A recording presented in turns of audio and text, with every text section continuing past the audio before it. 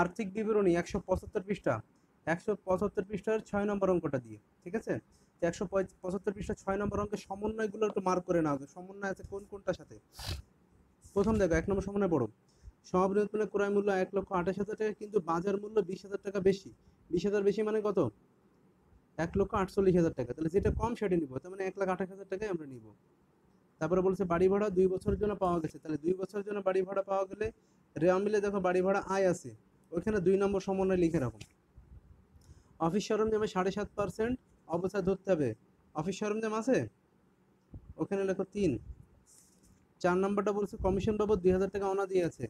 রেওয়া মিলে কমিশন বা প্রাপ্ত কমিশন দেখো দেওয়া আছে কিনা, ক্রেডিট দিকে যে কমিশনটা দেওয়া আছে ওখানে নাম্বার লেখো 4। ঠিক আছে, এই হচ্ছে আমাদের সমন্বয়। আমাদের প্রথমটা বলছে নেট বিক্রয় 3,56,000 টাকা ধরে বিক্রিত পণ্যের ব্যয় নির্ণয় করো। আচ্ছা, অঙ্কের শুরুতে একটা জিনিস আমাদের দেওয়া আছে, এটা খেয়াল করো, একদম শুরুতে দেওয়া আছে দেখো, শতদল এন্টারপ্রাইজ 2017 সালের 30শে জুন তারিখে সমাপ্ত বছরের অর্জিত মোট মুনাফা 1,28,000 টাকা। তাহলে মোট মুনাফা কিন্তু উপরে দেওয়াই আছে, ভালো করে বুঝো কিন্তু। এবার এর মধ্যে বেশ কিছু তথ্য দেওয়া আছে, 10টা এন্ট্রি দেওয়া আছে, কিছু সমন্বয় দেওয়া আছে। আমাদেরকে বলছে বিক্রয় 3,56,000 টাকা ধরে বিক্রিত পণ্যের ব্যয় নির্ণয় করো। আচ্ছা, তাহলে এইটার জন্য আমরা ছোট্ট করে একটা ছক টানবো, বিবরণ টাকা টাকা। ঠিক আছে, তাহলে আমাদের অঙ্ক নম্বর কত? সমস্যা মানে সৃজনশীল কত? 6। সৃজনশীল 6, 6-এর ক নম্বরটা আমরা করতেছি। ক নম্বর বলছে কি? বিক্রিত পণ্যের ব্যয় নির্ণয়। ওকে,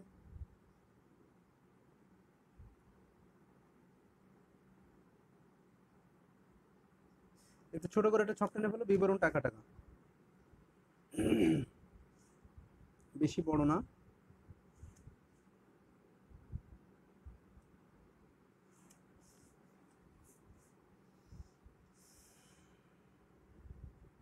তারপরে আমাদের কাজ করতে হবে।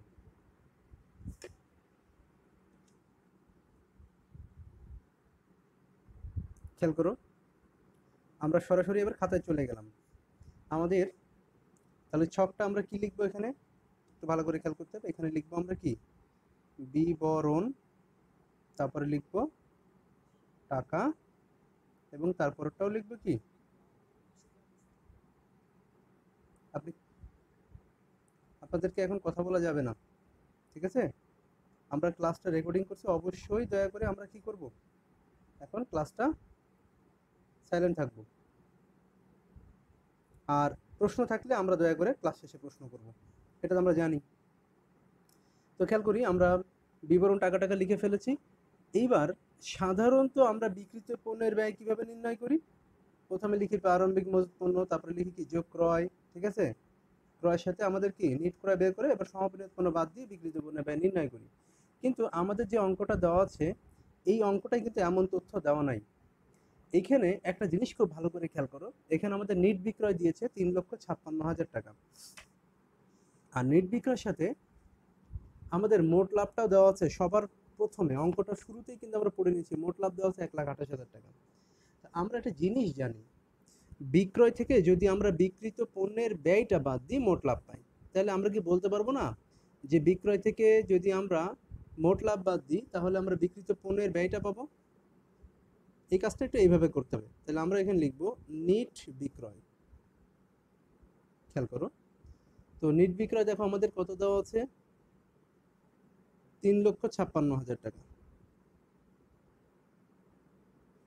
এখান থেকে মাইনাস করো মোট লাভ।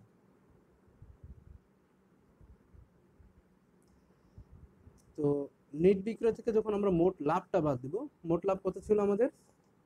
1,28,000 টাকা। তাহলে আমাদের বের হবে কি বিক্রিত পণ্যের ব্যয়। তো টাকাটা কত আসবে? 2,28,000 টাকা। এটাকে আমরা লিখব বিক্রিত পণ্যের ব্যয়। একটু আবার একটু ভালো করে খেয়াল করি, আমরা কিন্তু স্বাভাবিকভাবে অঙ্কে কি করি, বিক্রয় থেকে বিক্রিত পণ্যের ব্যয় বাদ দিলে এইটা পাই। তাহলে আমরা কি বলতে পারি না যে বিক্রয় থেকে যদি আমরা মোট লাভটা বাদ দিই তাহলে বিক্রিত পণ্যের ব্যয়টা পাবো? একটু জাস্ট সূত্রটা কি একটু ঘুরে যাবে, আর কিছুই না। কথা কি বুঝতে পারছো? এবার আমাদের বলছে শতদল এন্টারপ্রাইজ 2017 সালের 30 জুন তারিখে সমাপ্ত বছরের বিশদ আয় বিবরণী প্রস্তুত করো। এখন বিশদ আয় বিবরণী যদি আমরা তৈরি করতে যাই, একটু খেয়াল করো, এখানে কিন্তু অলরেডি আমাদের মোট লাভ দেওয়া ছিল। তাহলে মোট লাভ দেওয়া থাকলে আমরা কিন্তু বিশদ আয় বিবরণী তৈরি করবো কি মোট লাভ থেকে নেট লাভ পর্যন্ত, ঠিক কিনা? তাহলে আমরা একটু বিশদ আয় বিবরণী ছক টেনে ফেলি। তোমরা জানো বিশদ আয় বিবরণী ছক টানতে গেলে কি করতে হয়, টাকার কলাম দিতে হয় 3টা। তো 3টা টাকার কলাম দিয়ে একটু ছক টেনে ফেলো।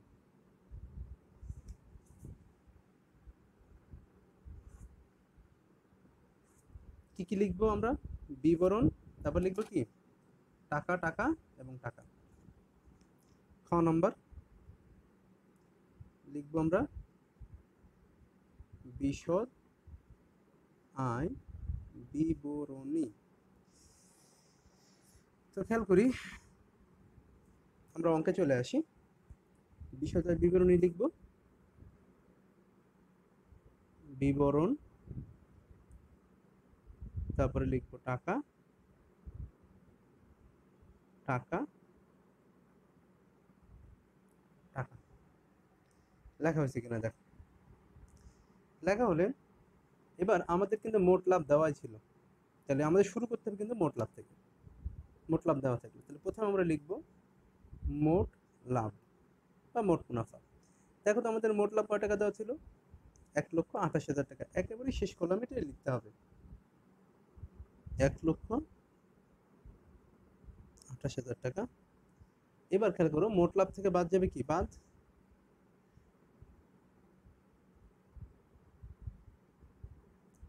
পরিচালন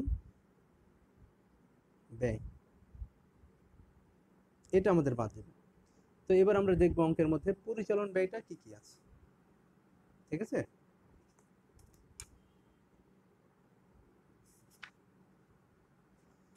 আজকের অঙ্কটা একটু এ পেজ এবং ওই পেজ হয়ে গেছে, এইটা একটু সমস্যা। আসলে অঙ্ক যদি 2 পেজে চলে যায় তাহলে আসলে সমস্যা হয়ে যায়। দেখো খেয়াল করো, তো আমরা একটু প্রথম থেকে দেখে যাই। উত্তোলন মূলধন, মালিকানা সত্ত্ব, অফিস সরঞ্জাম কি একটা সম্পদ, বেতন ছিল 6 মাসের, এটা আমাদের কি পরিচালন ব্যয়। তাহলে আমরা লিখবো, খেয়াল করো, বেতন টাকা আছে আমাদের কি 72,000 টাকা। একটু ভালো করে খেয়াল করো, বেতন ব্র্যাকেটে বলছে 6 মাসের, কিন্তু আমরা অঙ্ক করি সাধারণত 1 বছরের। তাহলে বেতন তো আমার 12 মাসের আসার কথা, 1 বছরে আসার কথা। তার মধ্যে 6 মাসেরটা রেওয়া মিলে দেওয়া আছে। তাহলে আমরা কি বলতে পারি না যে অবশিষ্ট যে 6 মাসটা আছে, এই 6 মাসটা কি আছে, বাকি আছে। বাকি আছে বিধায় কি বেতনের মধ্যে এটা দেওয়া নাই। তাহলে বেতনের সাথে আমরা কি লিখবো, যোগ বকেয়া। এখন প্রশ্ন হলো 6 মাসের টাকা যদি 72,000 টাকা হয়, তাহলে পরবর্তী 6 মাসের কয় টাকা হবে, সেটাও 72,000 টাকাই হবে। তাহলে এটা যোগ করলে কত হলো, 1,44,000। আচ্ছা, তারপরে দেখো প্রাপ্য নোট, প্রদেয় নোট, এটা সম্পদ দেয়। বাড়ি ভাড়া আয়, এটা অন্যান্য আয়। অফিস পুঞ্জীভূত অবচয়, এটা আমাদের এখানে কাজ নাই। 8% বিনিয়োগ সম্পদ। কমিশন যেটা ডেবিট দিকে আছে, প্রদত্ত কমিশন, এটা আমাদের ব্যয়। লিখবো আমরা প্রদত্ত কমিশন। তো প্রদত্ত কমিশন ডেবিট দিকে দেওয়া আছে 3,000 টাকা। এরপরটা দেখো বিনিয়োগের সুদ, অন্যান্য আয়। বন্ধক ঋণ, বন্ধক ঋণের সুদ ধরতে হবে, সেটাই আমাদের কি অন্যান্য ব্যয়। এবার আমাদের সমন্বয় দেখে লিখতে হবে কোনো অবচয় অবলম্বন কিনা। যেমন একটা অবচয় ছিল আমাদের, খেয়াল করে দেখো, অফিস সরঞ্জামে 7.5% অবচয় ধরতে হবে। খেয়াল করে দেখো অফিস সরঞ্জাম কয় টাকা ছিল, 2,40,000। এইটার পরে 7.5% ধরবা,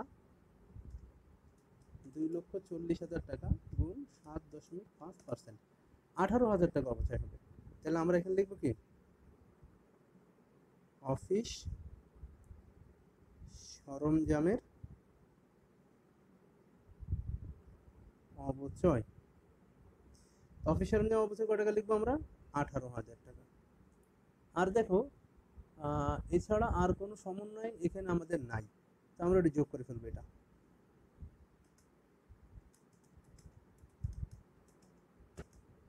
1,65,000 হলো। যদি কেউ ক্যালকুলেশনে কোনো ভুল পাও দয়া করে একটু মেসেজ করে দিবা, ঠিক আছে? তো এটা থাকলো আমার কি 37,000 টাকা, কিন্তু থাকলো নেগেটিভে মাইনাস।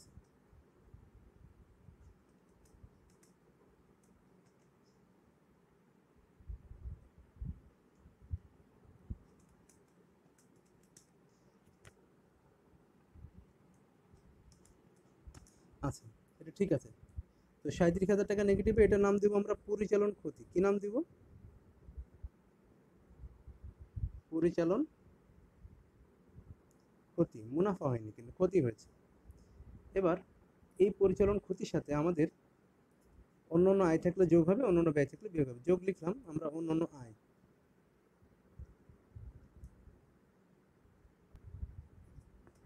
তো খেয়াল করি অন্যান্য আয়ের মধ্যে কি থাকতে পারে।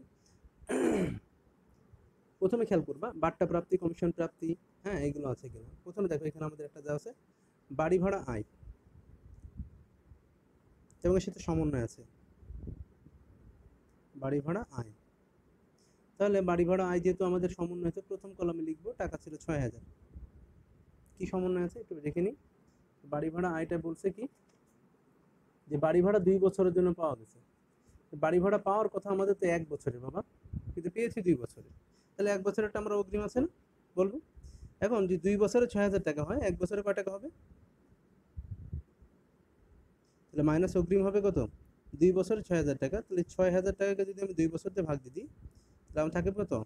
3,000 টাকা। এই 3,000 টাকা হলো আমার অগ্রিম। আর অগ্রিম বাদ দেওয়ার পরে এই বছরের টাকা থাকবে আমার, বাড়ি ভাড়া আয় কত থাকবে? 3,000 টাকা। ওকে, বাড়ি ভাড়া আয় হয়ে গেল। পুঞ্জীভূত অবস্থায় এটা আসবে না, 8% বিনিয়োগ দেওয়া আছে এবং বিনিয়োগের সুদও দেওয়া আছে। তাহলে আমাদের বিনিয়োগের সুদ তো আমাদের আয়। তাহলে এখানে একটা ঝামেলা আছে, একটু দেখে নাও। বিনিয়োগের সুদ রেওয়া মিলে কয় টাকা দেওয়া আছে এটা আগে লিখে নাও। চলো একটু ভালো করে খেয়াল করো। আমাদের বিনিয়োগ ছিল 8% এবং তারিখ ছিল 1/1/2016। অঙ্কটা আছে 30শে জুন 2017। ভালো করে খেয়াল করছো?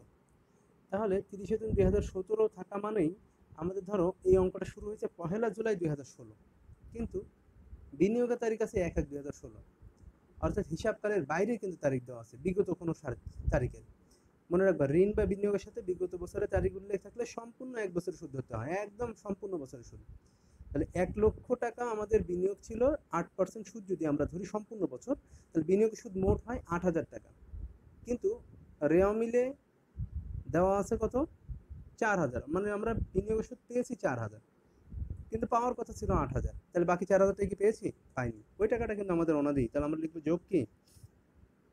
অনাদায়ী। যোগ অনাদায়ী দিব কত? আরো 4,000। তাহলে মোট কত হলো? 8,000 টাকা। এবারে দেখো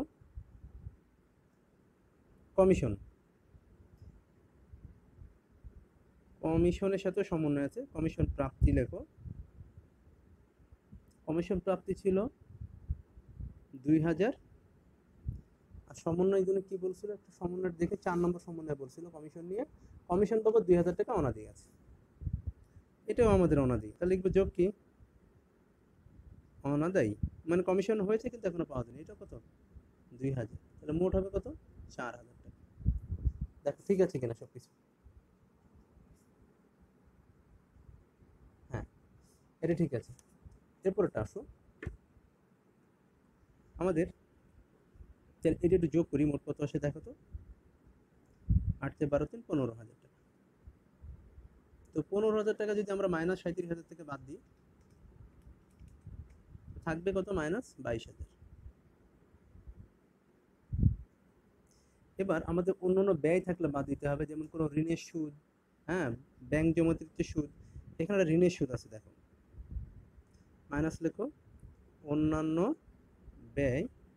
অন্যান্য ব্যয়ের মধ্যে লিখবে তুমি ঋণের সুদ। এটা একটু ক্যালকুলেশন করে নাও। তারিখ দেওয়া আছে 1/2/2017, অঙ্ক 17 সালে। তাহলে যে তারিখ থাকবে ওই তারিখ থেকে শেষ তারিখ পর্যন্ত সুদ ধরতে হবে। তাহলে গুনো 2 মাসের 1 তারিখ আছে, তাহলে 2, 3, 4, 5, 6 সুদ হতে হবে 5 মাসের।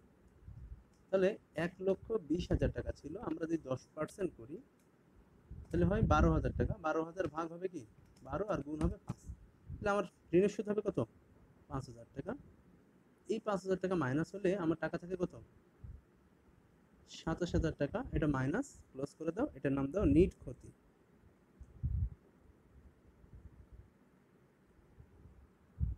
দেখো তো কোনো সমস্যা আর পেয়েছো কিনা। এবার আমাদের বলছে নিট ক্ষতি 27,000 টাকা ধরে হিসাবকালের শেষ তারিখে আর্থিক অবস্থা নিরূপণ করো। তাহলে আর্থিক অবস্থা নিরূপণ করতে গেলে কি আমরা এমনি এমনি পারবো? এই জন্য একটা আর্থিক অবস্থার বিবরণ ছক টানতে হবে না? তাহলে আমরা এবার একটি করি, এটা হয়ে গেলে আমরা আর্থিক অবস্থার বিবরণের একটা ছক টানি। ঠিক আছে? তা আমরা আবার ওইভাবে ছক টানবো, বিবরণ টাকা টাকা 3টে টাকার কলম দিয়ে আমরা আবার ছকটা টেনে ফেলবো আর্থিক অবস্থার বিবরণী। যেহেতু টোটাল আর্থিক অবস্থার বিবরণী হবে, একটু বড় হবে ছকটা, তো তোমরা এক পেজ ধরেই একটা ছক টেনে ফেলো।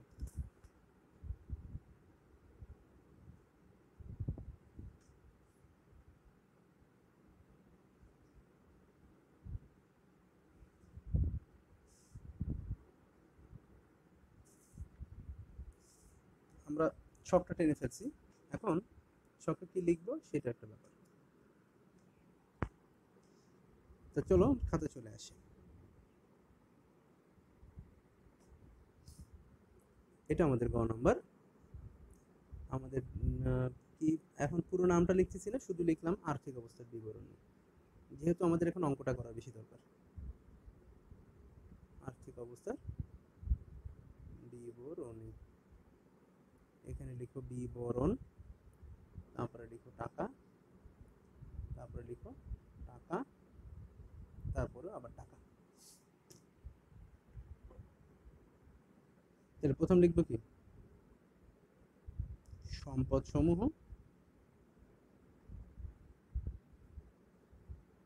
এবারে লিখবো স্থায়ী সম্পদ। আচ্ছা, খেয়াল করি সম্পদ সমূহ স্থায়ী সম্পদ। তো সম্পদ সমূহ স্থায়ী সম্পদ লিখে এখানে দেখো স্থায়ী সম্পদের মধ্যে আসবাবপত্র, দালান কোঠা তেমন কিছুই দেওয়া নেই, শুধু একটা জিনিস স্থায়ী সম্পদ দেওয়া আছে, সেটা হচ্ছে আমাদের অফিস সরঞ্জাম। তো খেয়াল করো অফিস সরঞ্জাম কয় টাকা দেওয়া ছিল? 2,40,000 টাকা। তো আমরা লিখবো অফিস সরঞ্জাম, যেহেতু একটাই আছে আমরা সেকেন্ড কলাম লিখতে পারি 2,40,000 টাকা। লেখার পরে এখান থেকে আমরা মাইনাস করব, খেয়াল করো অবচয় না, মাইনাস করব কি পুঞ্জীভূত অবচয়। খেয়াল করবা পুঞ্জীভূত অবচয় বাদ দিব, অবচয় বাদ দিব না। এবার পুঞ্জীভূত অবস্থাটা ভালো করে খেয়াল করো, আমাদের এখানে একটা দেখো পুঞ্জীভূত অবস্থার জের আগে দেওয়া আছে, কত ছিল এটা 12,000, আর আমার চলতি বছর অবস্থায় কত হয়েছে 18,000। এই মোট 30,000 টাকা আমাদের বাদ যাবে। মনে রাখবা তাহলে পুঞ্জীভূত অবস্থায় যদি আগে জের দেওয়া থাকে ওইটার সাথে চলতি বছর অবস্থায় যেটা হবে সেটা যোগ করে তারপরে আমি সম্পদ থেকে বাদ দিব, থাকলো কত 2,10,000 টাকা। আশা করি যে এটা বুঝতে পারছো প্রত্যেকে নাকি? না বুঝলে পরে আমাকে আবার একটু প্রশ্ন করো, ঠিক আছে? আচ্ছা, এরপর একটা আসো স্থায়ী সম্পদের পরে আসবে বিনিয়োগ। অঙ্কে কি বিনিয়োগ দেওয়া আছে? আছে। তাহলে আমরা লিখবো এবার বিনিয়োগ। বিনিয়োগ দেওয়া আছে কি 8% বিনিয়োগ, লিখে ফেলো 8% বিনিয়োগ। বিনিয়োগের টাকাটা বসবে একেবারে শেষ কলামে, বিনিয়োগ একটাই আছে এখানে। টাকা ছিল কত 1,00,000 টাকা। ওকে, তাহলে বিনিয়োগের টাকাটা আমরা লিখে ফেলছি শেষ কলামে 1,00,000 টাকা। এরপরে লিখবো চলতি সম্পদ।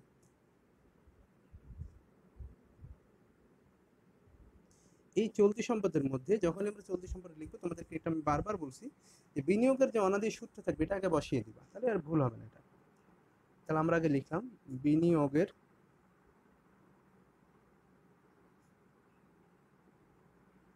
অনাদায়ী সুদ। আসো, বিনিয়োগের অনাদায়ী সুদ কয় টাকা ছিল 4,000 টাকা। তারপরে যাও চলতি সম্পদের মধ্যে দেখো হাতে নগদ, ব্যাংক জমা, দেনাদার, প্রাপ্য নোট কি কি আছে। এখান থেকে একটা প্রাপ্য নোট দেওয়া আছে 25,000 টাকা।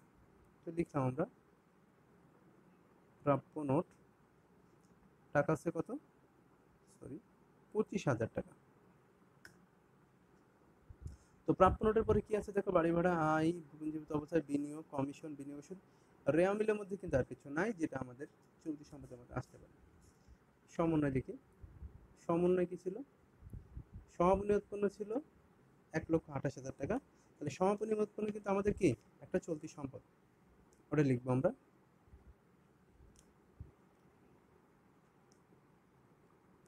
সমাপনী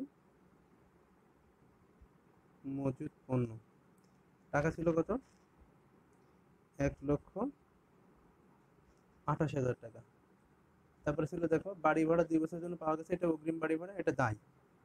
অফিস সরঞ্জাম অবস্থা হয়ে গেছে, কমিশন বাবদ অনাদায়ী, এটা লিখবো আমরা অনাদায়ী কমিশন, এটা ছিল 2,000 টাকা।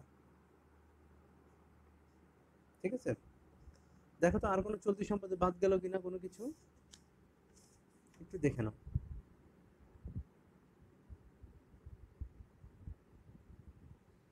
না, মনে হয় আল্লাহর রহমতে কোনো কিছু বাদ পড়ে নাই, এটা যোগ করে ফেলো, এটা কত আসে দেখো। 4,000 যোগ 25,000 যোগ 1,28,000, মোট আসে দেখো এটা যোগ করে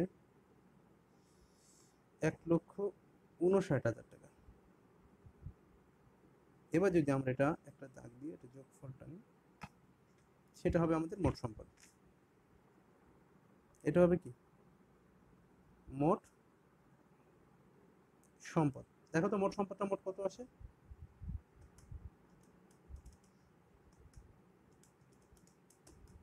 মোট 4,69,000 টাকা আসে কিনা দেখো, 4,69,000 টাকা।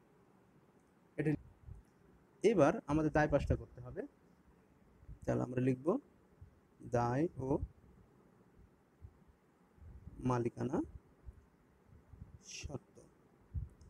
প্রথমে লিখবো আমরা চলতি দায়। আসো চলতি দায়ের মধ্যে কি আছে দেখো, রেওয়া মিলের মধ্যে পাওনাদার, প্রদেয় বিল বা প্রদেয় নোট, ব্যাংক জমাতিরিক্ত বকেয়া খরচ কি কি আছে সেগুলো দেখতে হবে। তো রেওয়া মিলের মধ্যে দেখো বেতন 6 মাসের বকেয়া ছিল, এটা আমরা লিখে নিই, কারণ এটা রেওয়া মিলের মধ্যেই সমন্বয় ছিল। বেতন বকেয়া ছিল আমার 72,000 টাকা। তারপরে ছিল হচ্ছে প্রদেয় নোট, এবারে ছিল প্রদেয় নোট,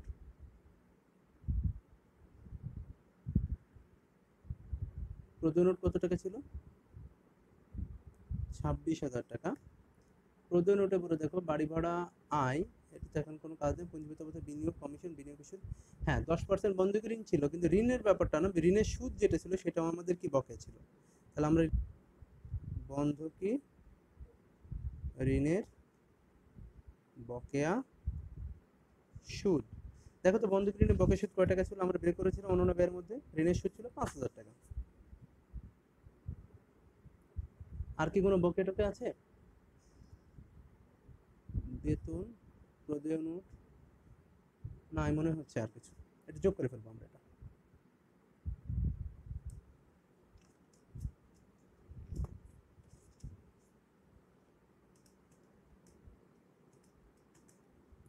মোট আসে আমাদের 1,03,000 টাকা।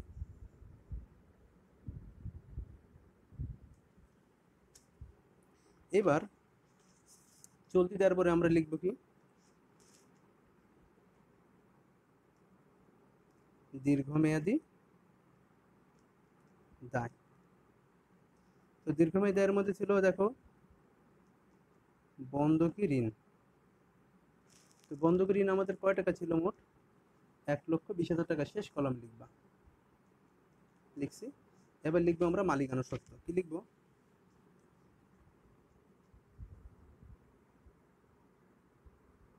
মালিকানা সত্ত্ব। দেখো এখানে মূলধন কত দেওয়া আছে, মূলধন দেওয়া আছে 2,80,000 টাকা। সেকেন্ড কলামে লিখতে হবে এটা, বাতাসে একটু ঝামেলা করছে। 2,80,000 মাইনাস দাও উত্তোলন, তো উত্তোলন দেওয়া আছে কত দেখো 10,000 টাকা, তাহলে বাদ দিলে থাকবে আরে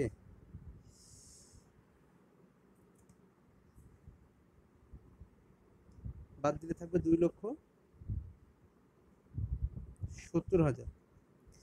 এবার খেয়াল করে দেখো আমাদের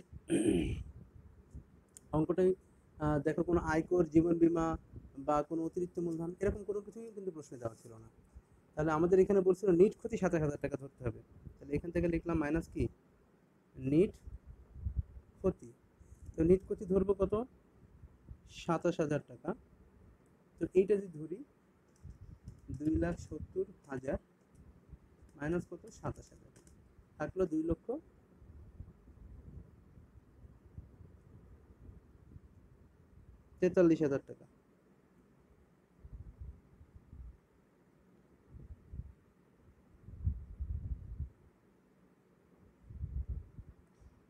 কোনো কিছু বাদ গিয়েছে আমাদের, একটা জিনিস বোধহয় বাদ গিয়েছে ওইখানে। আচ্ছা আমাদের বোধহয় চলতি দায়ের মধ্যে একটা জিনিস একটু বাদ গিয়েছে, একটু দেখে নাও। সেটা হচ্ছে ওই যে বাড়ি ভাড়া 2 বছরের জন্য পাওয়া গেছিল না, অগ্রিম বাড়ি ভাড়া আয়, এটা বাদ গেছে 3,000 টাকা। এখানে একটু লিখে দিই, এই উপরেই লিখলাম আমি, একটু খেয়াল করো।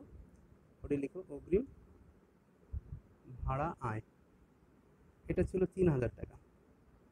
তাহলে মোট এটা হবে 1,06,000 টাকা। ঠিক আছে, এবার আমরা এটা যোগ করি, 2,43,000 যোগ 1,06,000 যোগ 1,20,000, মোট আসছে আমাদের 4,69,000 টাকা। তার মানে অঙ্কটা কিন্তু মিলে গেল, 4,69,000 টাকা। এটাকে ক্লোজ করে দিব। ঠিক আছে, আর এটাকে লিখব মোট দায় ও মালিকানা সত্ত্ব।